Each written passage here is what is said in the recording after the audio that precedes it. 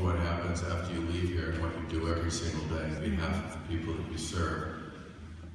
You know, Manny Carvalho, who was a previous Health and Human Service Secretary, said one time that you got to be really good with a great steward with the dollars of Health and Human Services because they're hard to get.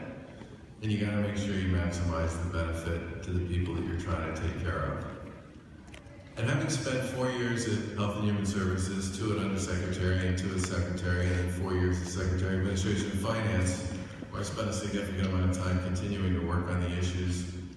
that involve you and the folks that you work with, I was always bothered by the fact that I never felt we got it quite right. And I think, for me anyway, as somebody who's continued to visit a lot of these programs, whether I was running for office or not, and has continued to talk to a lot of folks in this community, I can tell you that getting this right, coming up with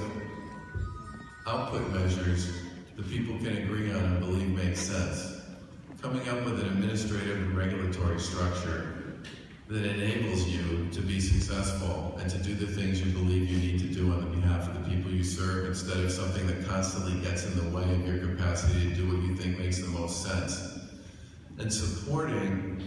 whether through the legislative process or through the administrative process, the idea that this is a space and a group of people who, if we do more and work more with, we will get more in return. That's why I would like to be governor. We can do better,